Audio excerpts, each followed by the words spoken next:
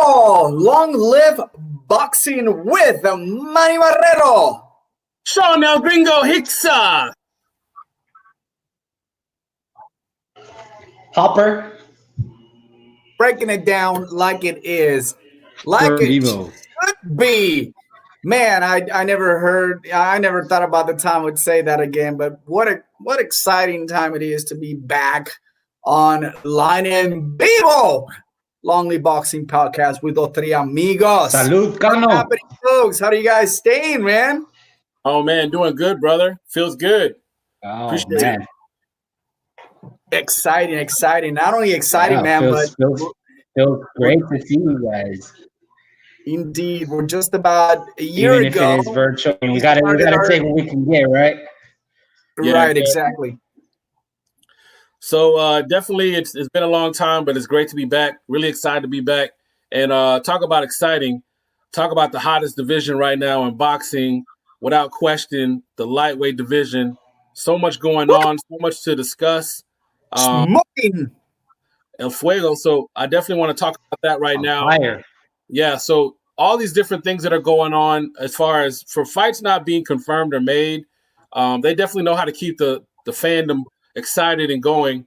What do you think, Hopper? What's your thoughts as far as all the things that are going on, and what stood out to you the most, whether positive or negative? And do you like the direction? Are you concerned about it? What's your thoughts?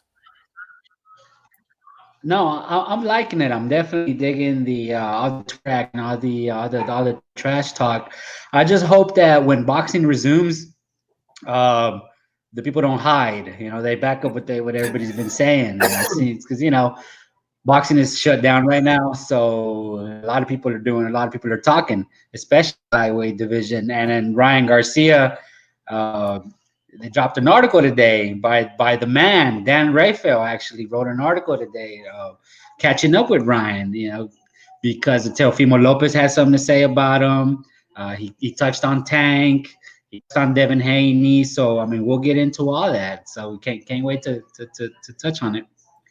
Yeah, absolutely, and that's a great point. With that, Ryan Garcia is obviously a big, huge name and one of the future stars of boxing. I know we have our own personal favorites, if you will, is who's going to kind of come out and be the man, so to speak, of the division, of not just division, but because there's so much talent, it could also have the impact as far as boxing in the whole. So, Manny, what's your thoughts on that? Do you see? Are we overselling it? Are we underselling it? How excited are you about this division? And what do you think about what's going on right now? Well, first of all, I have to say I do agree with my boy Hop. I think that boxing needs to take advantage of this opportunity and capitalize. And, for a few years back, we were talking about boxing. People were thinking that it was fading out. All of a sudden, we got a big hype, and this happened, right? But I think that they need to start making these fights happen. And if they don't do it themselves, or the promoters are not promoting or making a big hype about what's happening right now, the boxers are going to do it. And we'll touch base on that, but we're seeing that, right? We're seeing throughout social medias, and we're seeing trash talking, and we're seeing all kinds of stuff because they are ready. And so are the fans. And right now, lightweight division, a year ago, we started our journey in Long Live Boxing, and, we started breaking down the lightweight division at the time, the King, Lomachenko, which I am a huge fan. Everyone knows about that. And then we kind of start breaking down, Luke Campbell, Richard Comey, and all the other prospects that we kind of had. And I always had an idea the lightweight division was going to be was going to come back to what it was. We're talking about Mike Antonio Barrera, Diego Corrales, Castillo, Jorge Linares, the era of like the real fights. And this is what's happening though. Right now, Lomachenko dominates, and I think that first of all, as a Lomachenko fan, I want to see him battle. I want to see him prove wrong. I want to prove people that he still has it. He still got it. He's not washed out. He's been very inactive. We understand that, but I think that the experience that he's got, against the Teofimo Lopez, which is a boxer that it's up and coming, young, talented, hungry, and he wants to make a statement also in the division. But I think that at the end of the day, looking at the experience, that's what probably is going to dominate. And the only way that Teofimo really beat Lomachenko, it has to be by a knockout. And within those two, you start seeing some other people merge coming in. Now you got, a lot of stuff happening, which last year we knew that, Devin Haney was crowned as a champion, basically just giving that and making Lomachenko the franchise champion, and all that whole scenario that happened, who he beat to become a world champion. All of a sudden, you got Ryan Garcia popping in. But I think right now the division has to continue to be controlled by the two main champions right now, which is Teofimo Lopez and Lomachenko. There's no doubt about Haney may fit in there. Even Gervonta Davis has the potential to also be in the mix of that. So I think we're in a great, exciting time to see this division finally get to where it needs to go. And especially with these fighters that we're talking about, man, it is very exciting to see it. No, it definitely is. And no, definitely. Wait, Hopper? No, I just wanted to touch on what Manny said. It definitely is, and it has a chance to be. You mentioned, when you mentioned Marquez, you rang a bell. Like, remember when Marquez, Barrera, Morales, and Pacquiao, the four, they had their match. We have the chance to see something like that coming up. Loma's still the king, no doubt about it. But you also have Devin Haney, Teofimo, Tank, Ryan. Any combination of those matches, man, I'm all for it. Luke Campbell's still there. Linares, Lee Selby. Oh, my goodness. I mean, the possibilities are endless. But if you really think about Ryan, Tank, Teofimo, and Devin, with those four guys, oh my goodness. And they're still young. They're all Lee Selby. Everyone's kind of not giving them any kind of chance at all. And, he still can prove that he belongs in the division. All you got to do, if it happens, beat Luke Campbell. Yeah, that's actually a great point. And that's something else I want to kind of touch on too before we dig into the young stars, is taking a look at, the actual division right now, as far as how it stands, as far as looking at the rankings of Ring Magazine right now.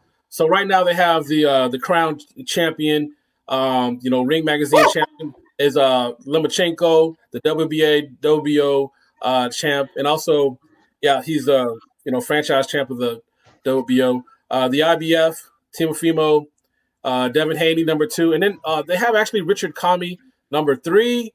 Luke Campbell, number 4. This is quality of wins. My boy Luke.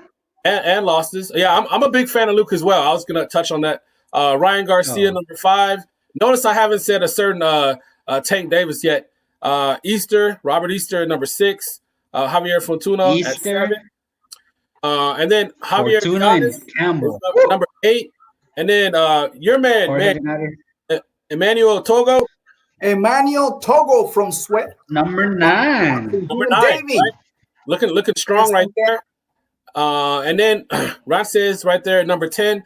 I don't know about you guys, but that's a crazy top 10, right? So sometimes, like you think something, but when you see it in person, I mean, this is amazing to me. And there, I mean, obviously, you got the man right there. Some arguing, he's maybe on his way out, but he's still the man to beat, and that's another thing that I was going to kind of touch on. Are you guys surprised that Tank Davis is not even in the top 10 by Ring Magazine, or is that kind of expected? Yeah, I'm surprised. That's kind of say what you want about Tank, about his conditioning, about his about the way he carries himself when he's not fighting, but to not be ranked in the top 10, I mean, come on, that's. I'm gonna have to disagree with that. I would definitely. He's got to be in the mix. He's got to be taken into consideration right now. Yeah, just because he's got to be taking consideration at least top 10. I do kind of sort of agree. I don't agree. Richard Kami, which, by the way, I mean, he's the world, former world champion. You cannot take that away from him. And I think he was in a great time and a great situation a couple of years ago. But unfortunately, right now, I don't see him at the level of these young, talented kids that are coming up, and they have profile, they have fans, and not only that, they're going to sell tickets and they're going to do everything possible to remain in shape. And probably Comey will be kind of like one of those steps, to move up, maybe to get a better ranking with any of the organizations. Yeah, I mean, it's surprising as well, and that's why I definitely wanted to share with you guys. But again, it reminded me just the quality of the talent there. But yeah, I mean, I'm not as high on Tank as the other guys. Haney, Lopez, and Garcia. But I mean, he's definitely a talent. You can't deny that. I mean, top 10 for sure.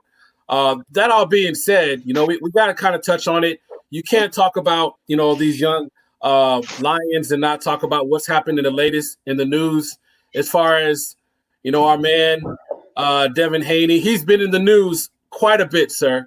For things that saludos he'd rather not be.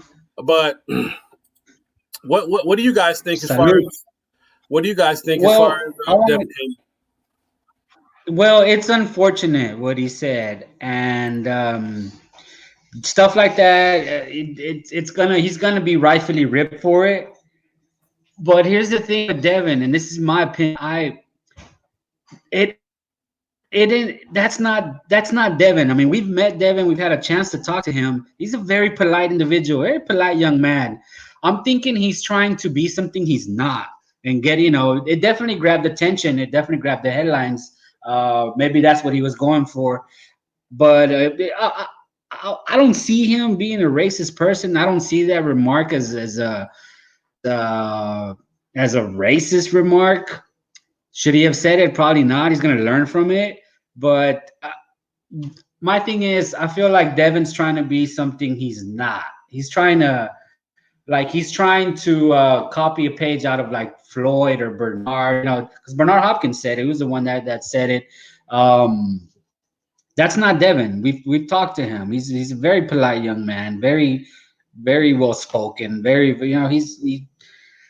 Hopefully he's not judged by this for the rest of his career. We all messed up. He's 21 years old. Man, don't hold the things that I said when I was 21 years old. So hopefully he learns from it, moves on, and we'll call it a wash. And Devin, just don't do it again. Yeah, absolutely. I'm definitely on the same page with you in that regard. It caught my attention. I mean, how could it not? I hate that he said it, and like it felt so out of character. And kind of touching on real quick, and I would like your thoughts on exactly. You met him, Hopper, and it seemed like he's generally a nice guy, just real carefree. Do you feel like, because you mentioned the name, not saying that putting blame on anybody, do you feel like maybe he's taking a page out of Mayweather's book as far as to get any attention is positive?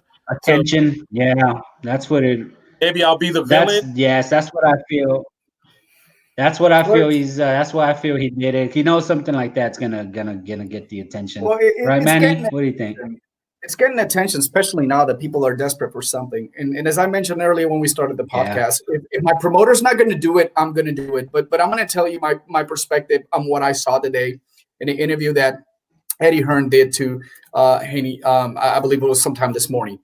And I'm very surprised. Yep. And I'm still impressed on not only, Eddie Hearn is an amazing promoter. He's a businessman.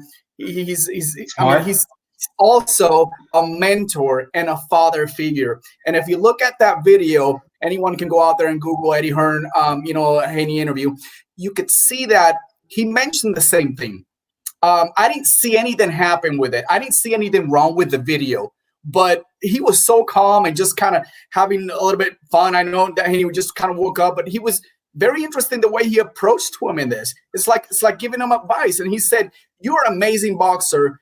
There's not a lot of stuff you can learn inside the ring, but the experience outside the ring will make you a much better individual." And here was a response from Haney. He said, "No, I got to learn inside the ring too." So he's not over his head like I always thought. That's why I was like, man, this kid, he needs to get punched. He needs to get knocked down now. But I'm so impressed in the way that Eddie Hearn had handled that and kind of mentor him. Eddie Hearn knows it was wrong.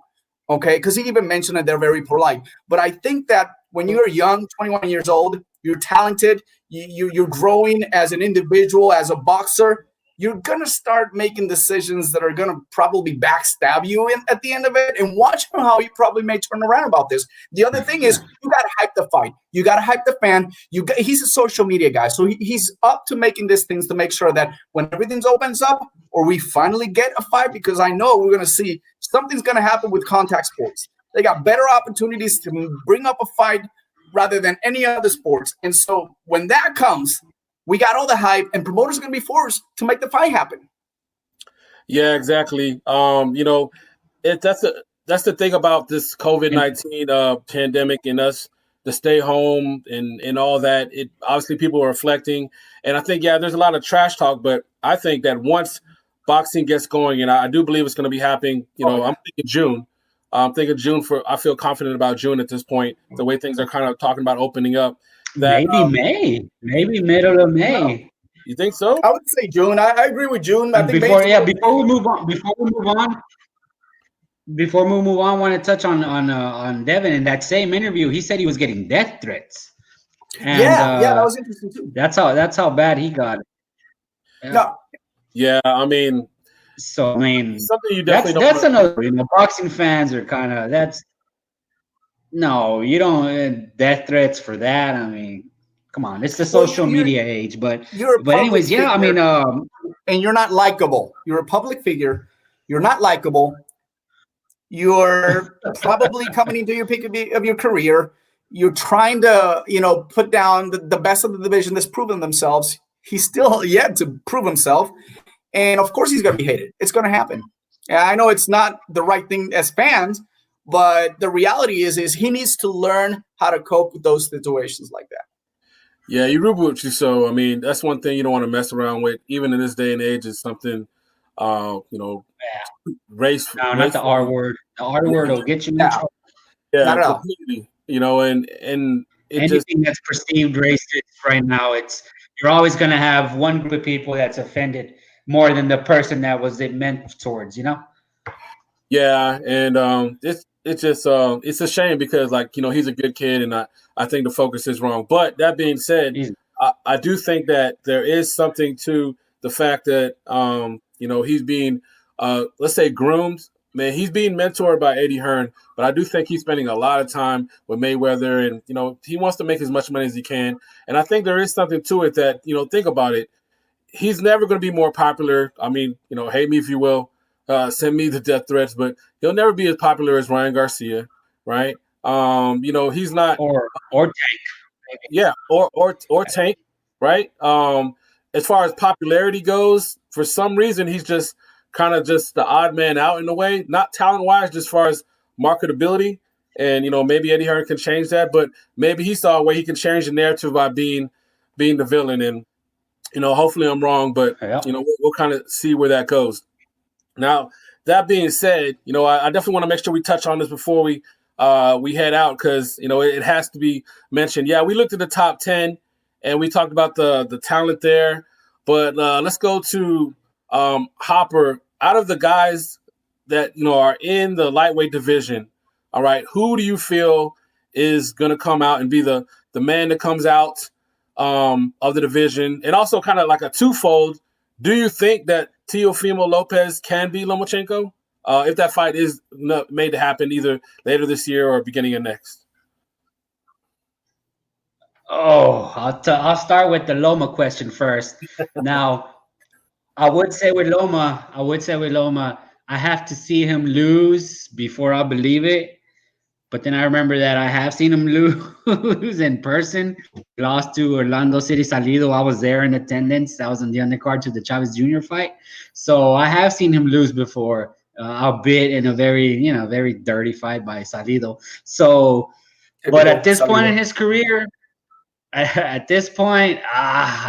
can't pick against Loma. I mean, Teofimo's he's gonna have to knock him out like Manny touched on. He's not gonna outbox Loma. That's not gonna happen. Luke Campbell, a prolific pure boxer as he is, struggled with Lomachenko just in terms of technical boxing ability. So he's not gonna outbox him. So best is to catch him. I think Loma's still a little too good for that. I think if you're one trick, I'm not saying Teofimo's a one trick pony, but his only shot is to knock him out. So I'm gonna have to roll with Loma in that fight. And as far as your second question, who do I see emerging? You already know, baby. You already know who I'm gonna. You already know who I'm going with. Ryan, huepa, baby. Mexicanos al grito de guerra. Always. Woo! Yeah. All right, so I had a feeling you were going to go that direction, but you've been adamantly pushing it more and more. And you know what? I'm going to go ahead and say it almost seems like because of the pandemic and, the stay-at-home order, he's actually impressed you by him staying, per his social media posts. Training, staying focused. He's still not training. scared. Yeah, not scared to talk trash. So obviously that wins points for you. But also his stablemates. Does that weigh into your decision at all? Who are his stablemates? Is it Canelo, Oscar Valdez, some guys, Luis Neri?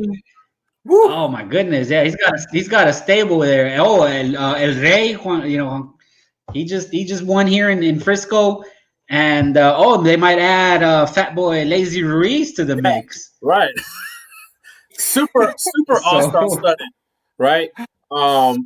So that that's a hell of a stable right there in boxing. Hell of a stable, and iron sharpens iron. Iron sharpens iron. So yeah, I definitely think that there's something to that as well. He has impressed me as he's progressed and come through. His last 2 wins were dynamic. I mean, what else can you say? They were quick, and he made easy work of quality guys, and you can't deny the result and how he took care of those opponents. So that being said, I got to go to my man Manny. I know he's chomping at the bit. First, that 2-parter, same thing. Who do you think is going to come out the division, be the man? And also, I guess the other part, which I know I have a feeling where you're going to go with this. Lomachenko, Teofimo, if it happens, who wins? Oh, I already know. I know what he's going to say. But I got to be realistic, man. I can't take anything away from Teofimo Lopez. Young, talented, smart. He's tough. He's hungry. He'd already starting to make a statement in the division. So it's going to be a tough match for Lomachenko, regardless of that. But I think experience, as I mentioned earlier, that's what's going to be the difference maker here.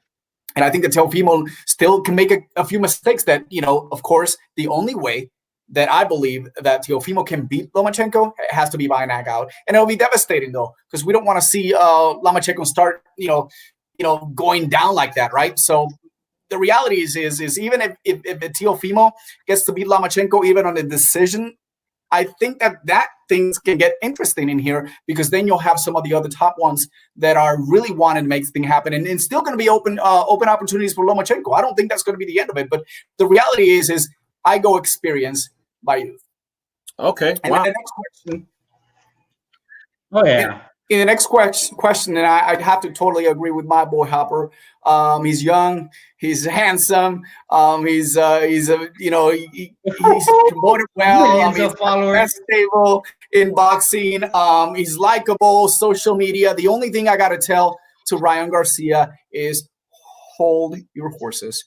You got to slow down a little bit, okay? Because if you continue with the pace that you have, you're trying to go out there. I know you're trying to promote yourself. You're trying to scream out there that I want, someone. I want him. I want Haney. I want Tank. I want whomever. We understand that. We know that. But you can't get in between this trash talking that's happening through the social media, because eventually, you're going to have to step up. And you're going to have a pretty rough fight coming up. Hopefully it does happen with Linares, which we all knew last fight, he really proved that he's not washed out. No, see, that's a great segue, because actually I was going to ask that to both of you, because you guys seem to be like on the same page as far as who you think is coming out the division, and actually who's going to win between Teofimo Lopez and a Lomachenko fight. What about you, Sean? You can't escape that. I know. What's up, man? Bring it. What about you, Ringo? Hey, he was ready to move on from that. Hold your horses. Yeah, I was trying to sneak out of it. I didn't want to get no death threats like that. He wants to go to the middleweight. That's why. So let me try to move up 4 divisions. All right. So let me go ahead and say this. I think that it's a time for a change, and I think that as much as he's been great, it's one of those things where you don't want to, death and taxes. It's hard to bet against Lomachenko, but I have seen some slowness. You have seen he's been vulnerable as he's gone up from 126 now 135, and I really think that per the size, the power, and there's enough boxing skill there where I think it overlooked as far as Teofimo Lopez. I think Teofimo Lopez will stop him. I think it's going to be a new era, and it'll be a great era. Obviously, it's not a knock on Lomachenko. I think it's what I call.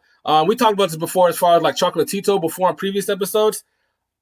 I kind of think Lomachenko moved up maybe too much. Maybe, I think that maybe he's moved up maybe too much, going to the 135. But hey, if anybody could do it as far as boxing skills, I just think no one really wanted to fight him, Sean.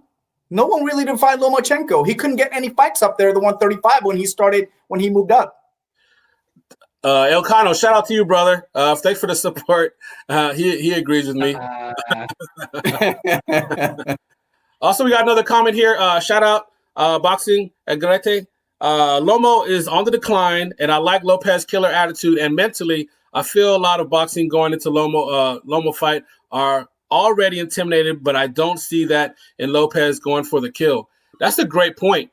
Remember when it was no Moschenko? Remember those days? You know what? People don't talk about this fight, but the fight where I felt like, man, he's from a different planet. And thank you guys for those comments. Is when he fought Rex Walters and made him retire on the stool. I mean, that guy was scary. From Axeman. Yeah, the Axeman. Right, Yeah.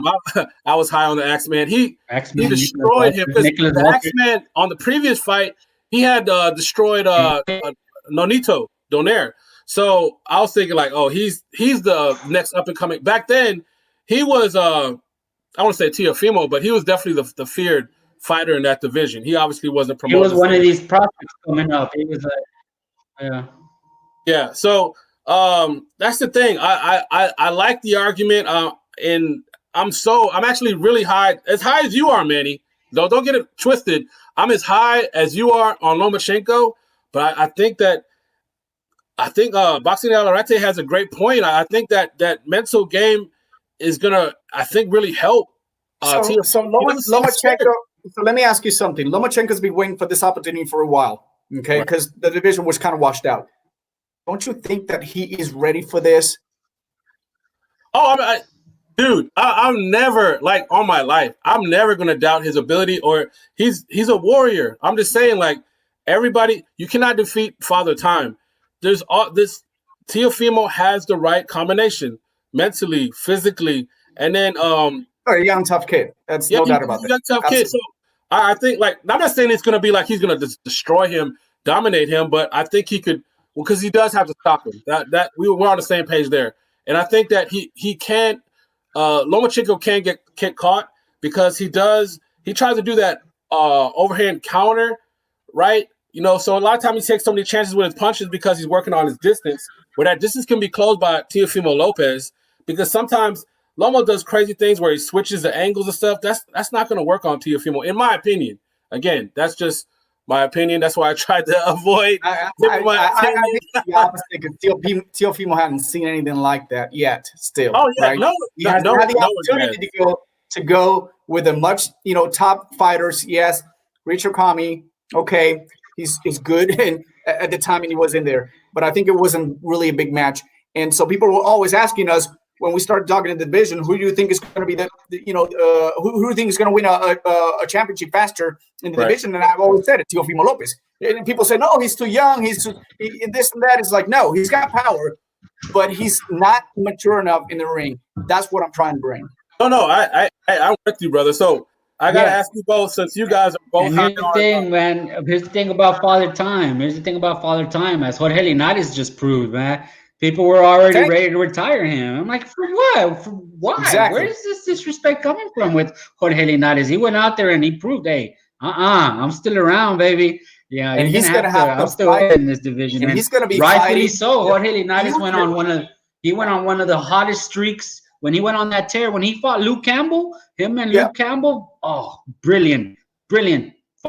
And Ryan's gonna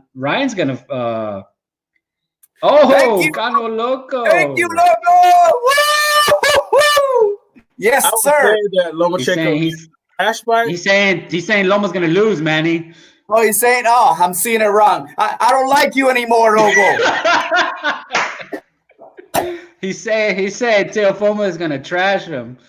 Oh, look at that, man! But I definitely is going to be an exciting time, an exciting fight. I it's gonna be a can't great wait fight. to see It's that. gonna be an exciting fight. I'm going to bring you guys. Hopefully, yeah, definitely. Hopefully, it's just one of many fights that come out of the gates when all this comes back. Hopefully we had pretty good momentum before this happened. Now we had good fights it seemed like every weekend there was a fight. Hopefully hopefully these boxers are training and getting ready. Man, these promoters are going to be itching. Networks are going to be itching to put some fights on. Yeah, just touching on real quick, because it is obviously not straying too much from the topic, but do you guys think when the doors open up, so to speak, as far as these events start, are they going to be stacked cards, or we're going to be, it's going to be more of the same, or you think it's going to be like every card is going to be like? Well, Bob Arum was talking about how he's trying to put together some shows either like in California, in Texas, or I believe another state, Nevada. I'm not too sure. I'm the third state. Don't quote me on it, but he's talking about putting some shows on here in the near future, but only per card because a lot of the international fight obviously can't travel. Also, Fernando Beltran was talking about doing something similar in Mexico. So I'm whatever they can throw, they can give us. I'm like, they're gonna have no fans, of course. They're gonna have it closed. Well, they're gonna have to put a card on if they want people to watch, especially if you're gonna do that in pay-per-view. Okay, and I know that although the economy is kind of trashy right now, if you put a decent card, these promoters are going to capitalize. Everyone's going to be plugged into their TVs, waiting for some action to happen. I think, and I keep saying it, I say to everyone, they keep asking me why, this is the opportunity for boxing to take advantage and capitalize on this, bringing those fights. I think so. People are dying to do whatever outside classic stuff, which is great. I mean, and it's not this sports basketball, but what do you think that last Sunday people were glued into their TV? They're watching. Yeah, look at right? Yeah, exactly. Greatest Michael Jordan. The dance the other day on ESPN. Exactly. Yeah. You have to take advantage right now. Boxers are doing what they need to do. They're trash talking, and they need to do it. They need to finalize this fight. Hopefully training. Soon. Yeah. Definitely, hopefully training. Hopefully being active. Definitely, just kind of putting themselves out there, because I think it is an opportunity for the sport to, be successful and win again. Man, Kano's going off on us. All right, so Kano says, and we love you, Kano. Easy win for Lopez, man. He has the skills and he's a bigger fighter. Okay. Boxing Aguirre, thank you for joining us. He says, yeah, I believe Lopez can beat Lomo, not necessarily win by KO. I think he makes a Lomo fight on his back foot and pressure Lomo and change by win by decision. I haven't heard that yet. Well, yeah, he can. He definitely can. And I think that's going to be kind of hard because Lomo just you give opportunity for Lomachenko to counter on if you're coming in a little too aggressively. He's still sharp as nails as far as the reflexes go. Sharp and fast. And I'm not saying it's going to be a knockout on Lomo's side. I think the only knockout that could happen, and maybe hopefully you'll prove me wrong, but I think the only one's got most of the power is going to be Teofimo. But I think it's going to split the decision, and it's going to go ahead and favor the champ. It's going to be unified, Lomachenko. All right, I gotta love that. So we got these two things I definitely want to touch on. You guys are both high on Ryan Garcia. I like Ryan Garcia. Obviously, I wish I was his manager and get money. But I have to ask, you mentioned before, Leonidas is kind of getting undersold. That is not an easy fight. He looked amazing the last time he fought. People talk about the knockout that Garcia had, but Teofimo looked like the truth. He looked like a truth Carlos Morales in the fourth round. Yeah, so what do you guys think? Are you concerned about that fight? Do you think that Ryan Garcia is ready? Oh, definitely. Ryan Garcia definitely concerned about that. He's ready. He's ready. The future Golden Boy is ready. Don't sleep on Jorge Linares. I think Jorge Linares has what do you think? Hall of Famer? Maybe not first ballot, but he'll definitely be in the mix just because of that hot streak that he had. He was on a tear. Yeah. So don't sleep on Jorge. Not get hit a lot. because Linares tend to kind of pull him the ropes and just stay there and gets hit a lot. He's going to have to run around. There's going to be a lot of running to do. He's going to have to be in optimus condition to at least pull out maybe a late 9-10. Possibly Ryan Garcia can come in and maybe knock him out. But if not, I would say unanimous decision, Ryan Garcia, the king Ryan of Garcia, the division, he stepping doesn't up knock him out. and moving out. And that could be a possibility. I'm just trying to give a much better deal with the fans. But I think that Garcia needs to kind of slow down a little bit, understand the power of these guys and the experience they do have, because you're still young, you're still learning. And I just hope that at this times the boxers are still able to maintain in optimist shape. That's my only concern. And I know if I was a boxer, I would make sure I do everything. But the difference of being in the gym, being with your people, that makes a huge difference. It's like an NFL guy that hasn't played for a couple of years. You lose the speed of the game, right? The same thing may happen in boxing. You kind of lose that whole sense. And even if you are on a row and you got a rhythm going on, you got 4 or 5 great fights, all of a sudden it kind of pushes it back. And we saw that with Felix Tito Trinidad when he was supposed to fight Bernard Hopkins. That was before 9/11. That kind of stopped his momentum. They made the fight later on, and it was like a meaningless fight because Tito got completely trashed. So what I'm saying with this is layoff can also, stop the momentum of any boxer. No, definitely. And shout out to Boxing Agalete. Sharp, and he's talking about Teofimo, but can Lomo hurt Lopez? That's a hell to the no for me. I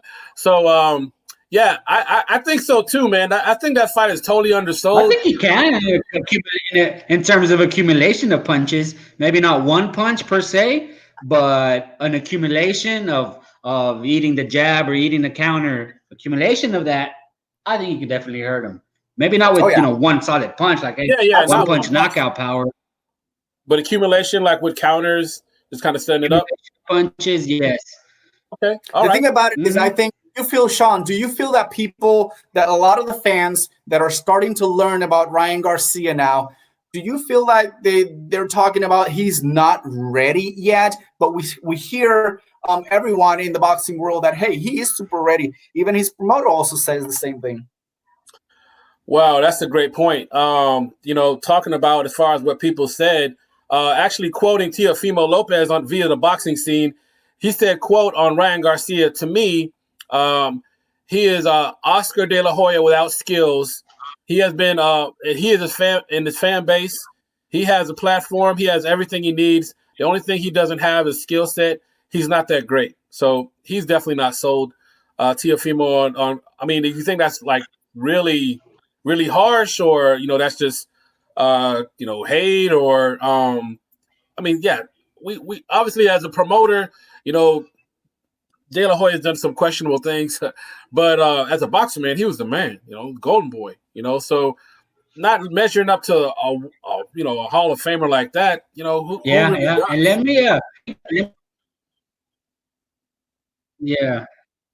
let me give the clap back that Ryan answered back with today. He said about Teofimo Lopez, he said, I'll give it where it's due in that fight, but to me, I don't see anything supernatural.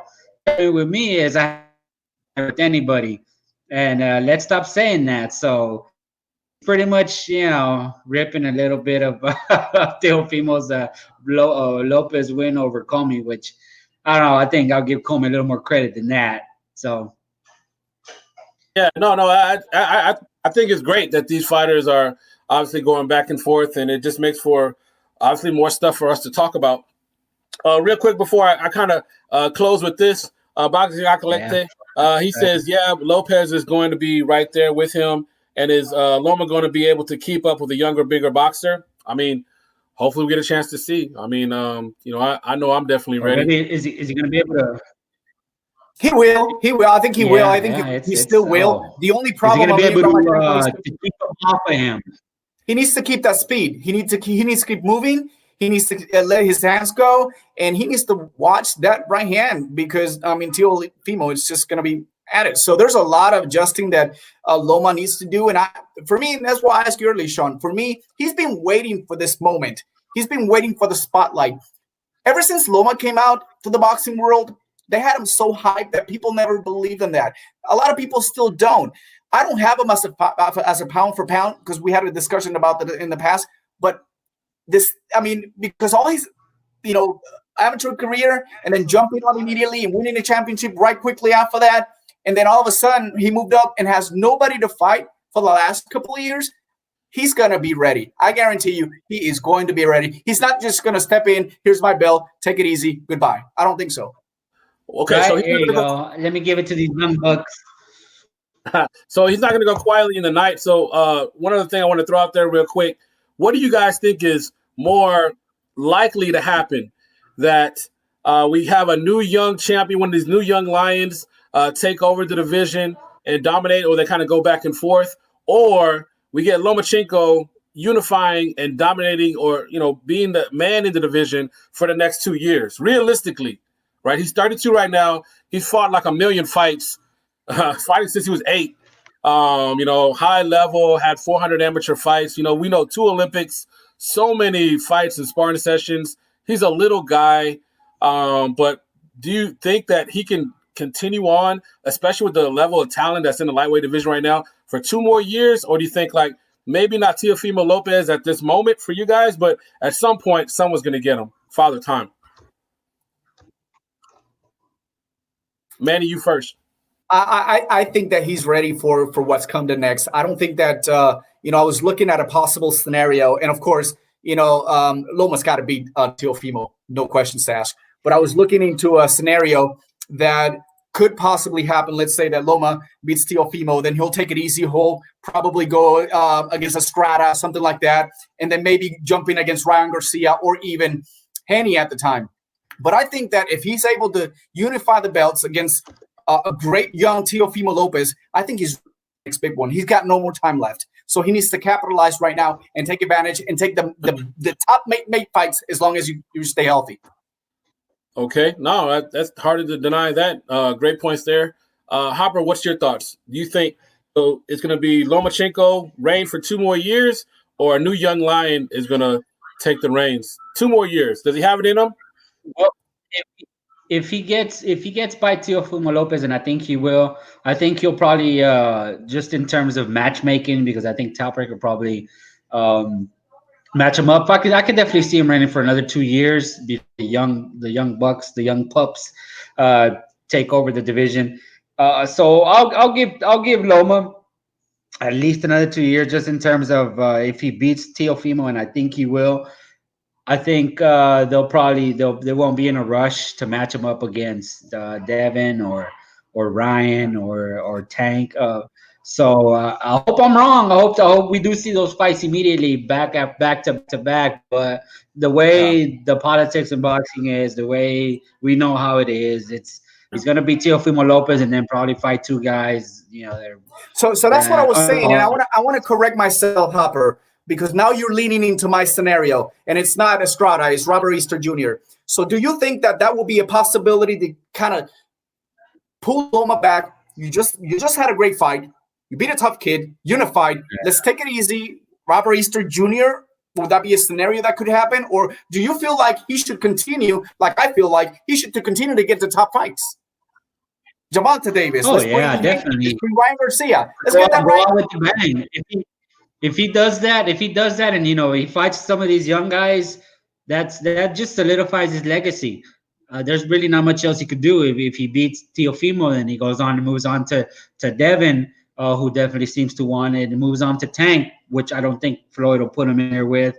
If he moves on to stuff like that and then emerges victorious, hell, even if he loses in a competitive fight, that just cements his legacy, which hopefully we see it. Sean, what would you like to see if Loma gets to beat Teofimo, unification? Who would you like to see him next? You want to see someone that is a top 3, maybe possibly contender for any of the, it could be either, the WBA, or if he captures the IBF title, or would he go directly into Gervonta Davis or even Devin Haney to make sure he proves himself that, hey, who's the real WBC champion? Well, as you know, I'm the greedy brother in the group, so I want to see him go against the young lions, because it's funny that even recently, I think like a week ago, Devin Haney said, everybody knows that Lomachenko is so highly regarded you could lose against him and it's not going to tarnish your record at all. Where he understands the fact that, the other guys, as highly as they are regarded as far as their potential, you lose against, one of the young guys like Haney loses to Garcia, vice versa. It's not the same level. So my point is, I think those fights will be, easily or potentially made, but it all depends on how the Teofimo fight goes, right?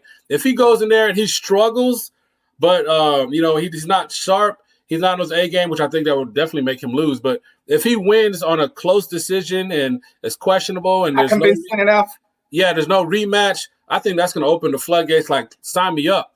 But I think if he, he turns into the Matrix again and he starts dancing around in circles and it looks like, 3 years ago goes back to Lomachenko, then I think it's going to be, people are going to back up again and be like, you know what? No thanks. So that's kind of my. Let's spin it around then now, because I got to be realistic, and I don't want people to be crushing at me if, in fact, Teofimo beats Lomachenko. But let's for that. Elcano can't wait. Let's spin around. So Teofimo wins, regardless, knockout or unanimous split decision, whatever it is. Who would you like to see him next? Now, this is a guy that it is ready for anything. Do you want to see him on an immediate top 3 fights against some of these, Ryan Garcia, Gervonta Davis, Devin Haney? Or do you want to see him a little bit, push back a little bit, take his time, make the fans beg for it, and then finally the fight happens with who? Oh, wow. Okay, so if you're asking me, and I'll go ahead and say that, again, I'm the greedy brother, so I want him to fight, another top guy. I want him to fight. Let's say he knocks out Lomachenko. He looks amazing. I want him to fight Devin Haney. I want him to fight, Ryan Garcia. I want him to fight Gervonta Davis. I want him to clear the division. You talk about cementing legacy. If you clear this division the way it's set up right now, to me, then you become a true pound for pound, because look at your resume at that point. So, I mean, if you're really about legacy, and especially as young as he is, and the aspirations he has, the sky's the limit. So if you're truly chasing legacy, this is the canvas is set to be, to paint your own masterpiece, to really kind of set yourself apart. But realistically, again, it all depends on how he looks. If he looks vulnerable, then, the fights will be easily made. If he looks like unbeatable, then people are going to want to try to avoid him, which will be difficult. So we'll see what happens. Hopper, so we're talking about the top 5 right here, right? So there are any other boxers that we haven't talked about, all right, that is maybe considered 6, 7 that you can think in the next couple fights they can kind of sneak in and maybe? Yeah, definitely. I got one at the top of my head. You already know my boy Luke Campbell. He's fighting Fortuna, and the WBC just stated today that the winner of the Fortuna Campbell fight will get Devin Haney. Sign me up for that one. Oh, most definitely. So Luke Campbell is a dark horse in the division, a pure boxer. Very high on Luke. So, yeah, I can see him throwing a monkey wrench into one of these young prospects like Ryan or Devin, especially Devin, because he seems like he's in the crossfire with Luke. That Luke Campbell, Devin Haney is a real possibility since they both share the same promoter. Yeah, exactly. I think that's important. Same promotion company, and it doesn't matter. They're going to make it happen, and it's going to happen. And sadly enough, I mean, the boxers may better take it because, out there, Eddie Hearn is doing everything possible to get the boxers what they want. And I just want to share something quickly with you guys because one of the things that came up, and I'm talking about a little bit less than that, but I want to kind of quickly touch on this and hear you guys' perspective. But Shakur Stevenson today tweeted, "I can't get Warrington next, Eddie Hearn."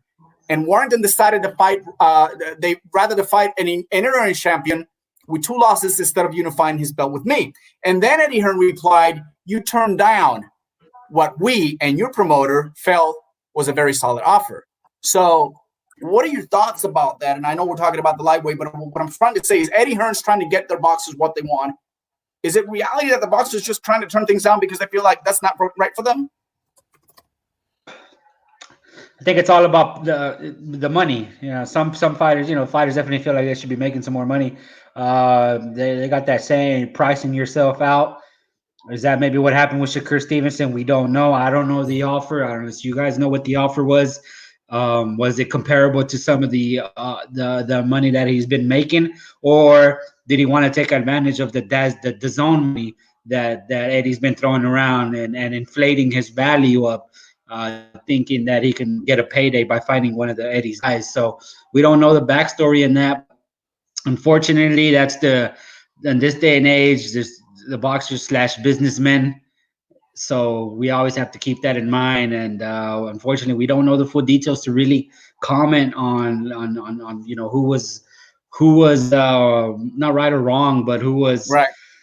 who who dug who, or Right. say, for lack of a better term. No, that's a great point. And that's one of the things we're not going to know. We're not privy to that information. I wish that information. It was made available. We can only speculate at this point. So in fairness and respect to both camps and to both fighters, we'll just say, unfortunately it couldn't have been made.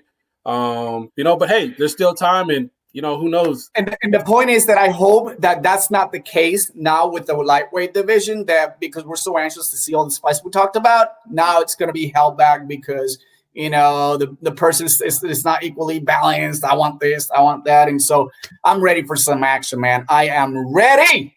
Oh, baby. I'm here. So I got to close with this real quick. I got to close with this. Shout out to Elcano. So I have to know, it's only fair. How can you talk about the lightweight division and these guys are being compared to the formidable from the late 70s to the 80s, the four horsemen? I'm talking about Hagler, Hearns, Duran, Leonard. Leonard. So like those amazing, and people rank them differently. People say Leonard because he beat all three. People say Hagler because he really beat all three. It's, what do you guys think? They fought each other 13 times, had amazing fights, knockouts, just everything across the board. Well, these guys, and I'm referring to, Teofimo Lopez, your man, Ryan Garcia, obviously Devin Haney, the man, the myth, the legend, and, of course, got to talk about him, even though he's not ranked top 10 by Ring Magazine, Gervonta Davis. Do you guys think that maybe not on that same level, but can they have that kind of quality excitement as far as matches and fights for years to come? I mean, they're all so young, and they're kind of in that same division. They can kind of follow each other if they move up. Or do you think that's I'm smoking crack? So, what do you think? Well, definitely. If we get one or two matchups out of those, we'll be considered lucky. And who knows? Because after this quarantine is done, Tank Davis might be a middleweight. You just don't know. Shots fired. All right, Fire. So what do you think, Manny? What's your thoughts on that? Do you think they could have that type of going back and forth? Can it be those kind of legendary fights for the next 10 years? Not right now. I don't see it happen. And the reason why is we haven't seen it. Boxers are being dominating in their previous division. Of course, everything happened out here for them, and then we saw their career just exploded. Not only in the lightweight, but junior lightweight, welterweight, and moving up. I really can't compare to that. I really can't compare it yet. At the Morales era, at the even Arturo Gatti, Mickey Ward. I mean, the brutal battles that these individuals did in the lightweight in the past, man. I mean, this is very difficult to kind of emulate. Having said that, there is light at the end of the tunnel, and there could be a possibility we can probably see that, and we can probably see a future Hall of Famer in any of these boxers that we're talking about.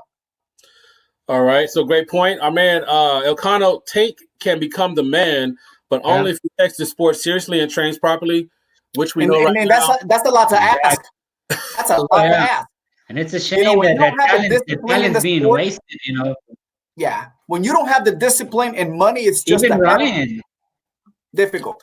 Yeah, no, that's a great point. And because even Ryan said it. Because the talent is so great. In in boxing, it's a razor thin decision. As far as speed and accuracy. So if you have somebody where, they're not training on the same level, and they're not have the same discipline, I'll go ahead and say it, not just because you're on the show, I'm a huge fan of his, but we haven't even talked about, Supernova moving up to lightweight division, right? And that's a guy. right? He's super disciplined and has power. He actually spars with Haney and Teofimo Lopez. So, like I said, I'm definitely excited about the division. Well, that and there's a couple of guys we haven't talked about too that they're supposed to be facing each other, and that's George Kambosos and Lee Salisbury. That these two, that's true. Kambosos training with Sweatbot Boxing Gym in David Centeno's boxing gym. I mean, the hype that this team has and all the new talent that is coming to them, hosting a lot of camps, being part of the community. Not only that, involved heavily in the future of boxing in Florida. I mean, you got to consider that. So besides the top 5 we talked about, there are some kind of guys that, for my thing, I think they can sneak in. Even Manuel Tagoa, the African king, right? He could possibly, his work ethic is great. And so, guy lost 1 fight only, was his pro debut, and then all of a sudden he hasn't lost ever since. So I think there is someone out there besides anyone that we talked about that I think that's going to emerge. I like Nova moving up, but I think Nova needs to handle business down there rather than moving up. And we know for a fact he can move up and fight. He mentioned that to us, but I think he needs to start down there and then kind of move on. Let this guy battle themselves. Right? Because he's got a lot of business to take care of them there. No, I mean, great point there. Absolutely. And I hope he does get the chance to fight Aleclan Belachet, or anybody, hell, that has a belt, honestly. I'm ready for that. But, yeah, so many different possibilities. The possibilities are endless. The possibility we were able to do another show, it wasn't like we normally do. Spider's not here. It's me. But, hey, we tried to make it happen, and we appreciate you guys. Shout out to Spider. Maybe next week. Next week. You never know the way things are changing. So thank you guys. Hey, Hopper, anything you want to say to the people tuning in, checking us out later on, and all the support? People have been blowing up like, hey, where's Hopper? Are we hiding him out? Where's he at? Yeah, you didn't like my my comment about Ryan Garcia. I get it. It's all good, gringo. So you put me on timeout. No, definitely thank everybody for tuning in. Once this is over, we'll be back as normal. But for now, we have to take what we can get. We have to do it. We have to stay home, save lives, and stay safe. We'll be back. Shout out to everyone that's contact us. Where are you guys? You guys doing podcasts? Thank you so much for your support. Thank you, Gringo, for all you do. Yeah. Every single day. We are back, baby. EnVivo. Hell yeah. Out.